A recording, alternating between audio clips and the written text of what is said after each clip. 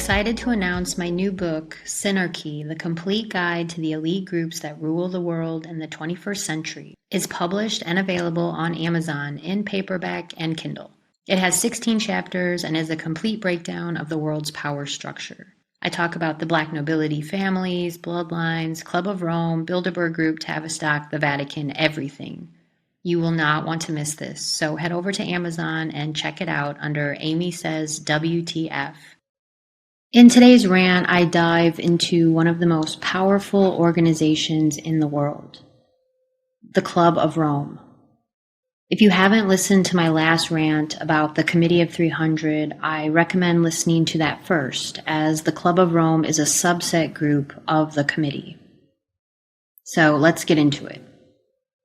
The Club of Rome was founded in 1968 by Aurelio Pecci and Alexander King, who were both supporters of sustainable development. Where have we heard that term before? These two men believed that they were rebelling against the suicidal ignorance of the human condition. Their words. The Club of Rome was established as a nonprofit organization which focuses on global warming and environmentalism. Its headquarters is in Switzerland. The Club of Rome's main purpose was to drive home the New World Order by the year 2000. The Club of Rome works closely with the Bilderberg Group, the Trilateral Commission, the Council on Foreign Relations, and Tavistock. These organizations are working together for the Black nobility to promote Agenda 2030. Honorary members include kings and queens of the Black nobility along with other world leaders. The same bloodlines, the Blue Bloods. The German Marshall Fund is an American think tank that funded and still funds the Club of Rome. These are two highly organized conspiratorial bodies operating under the North Atlantic Treaty Organization, otherwise known as NATO. The majority of the Club of Rome executives have been drawn from NATO. All of NATO's policies are actually formulated by the Club of Rome, which ultimately comes from the instruction of the Committee of 300. Lord Peter Carrington, a British conservative politician and the Secretary General of NATO, was able to split NATO into two factions, a political left-wing power group and a military alliance. Lord Carrington was knighted by the Order of St. Michael and St. George. As you learn about important figureheads that run these circles, you will start to notice that most, if not all of them, have been knighted. The Club of Rome is still one of the most important foreign policy arms of the Committee of 300, next to the Bilderberg Group. This so-called sustainable development, aka fake environmentalism movement, was spawned by the Club of Rome to turn back industrial development. The Club of Rome's goals were to disseminate industrialization, coupled with the spread of counterculture movements such as drugs, sex, rock and roll, hedonism, Satanism, and witchcraft. The Tavistock Institute, Stanford Research Institute, and the Institute for Social Relations have delegates on the board of the Club of Rome and act as advisors for NATO to adopt the Aquarian Conspiracy. The Aquarian Conspiracy is an ideology to bring the masses together to embrace a new consciousness revolution, otherwise known as the New World Order, the One World Religion, the One World Monetary System, the One World Court. The Club of Rome has its own private intelligence agency and has agents from David Rockefeller's Interpol. Every United States intelligence agency, the KGB and the Mossad, work very closely with the Club of Rome. The only agency that remained beyond its reach is the East German Intelligence Service, otherwise known as the Ministry for State Security, or the Stasi. The Club of Rome has its own highly organized political and economic agencies, and it was the Club of Rome who infiltrated Ronald Reagan's administration to retain the services of Paul Volcker, who was at the time the chairman of the Federal Reserve. He was also another important member of the Committee of 300. At the time, Reagan wanted to dismiss Volcker, but Reagan broke his promise and kept him on. You see this all the time with politicians. They never keep their promises. The Club of Rome, after playing a key role in the Cuban Missile Crisis, attempted to sell crisis management under FEMA to President Kennedy.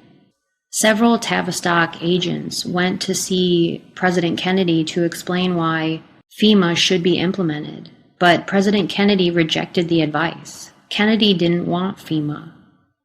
The same year, Kennedy was murdered. Tavistock was back in Washington to talk with NASA, and this time the talks were successful. Tavistock was given a contract by NASA to evaluate the American public opinion on the effectiveness of the space program. And if you listen to my last rant on the Committee of 300, you will remember that Henry Kissinger is an agent of the Club of Rome, who was responsible for polarizing South America and the United States. He was responsible for overthrowing the Argentinian government through economic and political chaos alongside Lord Peter Carrington, and had a direct hand in creating the 25-year war in El Salvador. El Salvador was chosen by the Committee of 300 to turn Central America into a zone for a new 30-year war, which was allocated to Kissinger to carry out under the innocuous title of the Andes Plan. Look into that one. These wars are not a coincidence. They do not just happen. They are planned, strategically planned by these elite groups. Kurt Lewin was an American-German psychologist and worked closely with Tavistock, the Institute for Social Research, MIT, and founded the National Training Laboratories. He was also the author of a work entitled Time, Perspective, and Morale, which was a Club of Rome publication. Kurt Lewin was considered the pioneer of behavioral psychology and wrote about how to break down the morale of nations and individual leaders. Here is an excerpt from his Club of Rome publication. One of the main techniques for breaking morale through a strategy of terror consists in exactly this tactic. Keep the person hazy as to where he stands and what he may expect. In addition, maintain frequent indecisions between severe disciplinary measures and promise of good treatment together with the spreading of contradictory news, make the structure of the situation unclear, then the individual may cease to know whether a particular plan would lead toward or away from his goal. Under these conditions, even those individuals who have definite goals are ready to take risks, but are paralyzed by the severe inner conflict of what to do. So if I can translate this, I would say it sounds exactly like what they're doing to us during the pandemic. Keep us confused with contradictory news, make us feel like we should do the right thing to keep morale up, like wearing a mask, social distance, and keep us in conflict of what is going to come. So we cannot figure out what the right thing to do is, and that we trust the plan. Trust the plan. This Club of Rome blueprint applies not only to individuals, but to countries as well, particularly government leaders. The Club of Rome's plan is to demoralize the world, so in the end, we feel that we deserve what is coming to us. The sad part is most of the world right now is following the plan like sheep. The Club of Rome feels confident that it has carried out the Committee of 300's mandate to ruin the United States. After a centuries long of waging war on our nation, who can doubt their victory? And since the 60s, the United States has been demoralized by drugs, rock and roll, pornography, sexual liberation, abortion, and the complete decline of the family unit. They have caused depressions, economic collapse, psyops. They are destroying our biggest, greatest cities. They have put millions of people out of work, refused to help our mentally disturbed veterans and citizens, and they have committed the ghastliest crimes against humanity this past year. Not to mention, our country is seeing the worst homeless population in history. Our government is populated with Jesuit agents at every level. Corruption within our government and military has reached endemic proportions. It feels like the United States is at an epic decline and ready to collapse at any given moment. They are printing money like there is no tomorrow. The Club of Rome has succeeded in shutting down Christian churches. It has succeeded in creating an army of charismatic evangelicals who fight for the Zionist state of Israel. This is no coincidence. The Committee of 300 planned the first Club of Rome meeting in 1969 in the United States under the title, The Association of the Club of Rome. The Club of Rome created chapters in many nations across the world to keep pushing these global agendas. The next meeting was held in 1970, which was led by Thomas Berry, and they titled it the Riverdale Center of Religious Research. Thomas Berry was a professor of theology at the Jesuit University Fordham. He was invited to teach at Fordham by Jesuit Christopher Mooney. Thomas Berry was an expert on all world religions and philosophies. He owned over 10,000 books, and this made him the perfect contributor to the Club of Rome.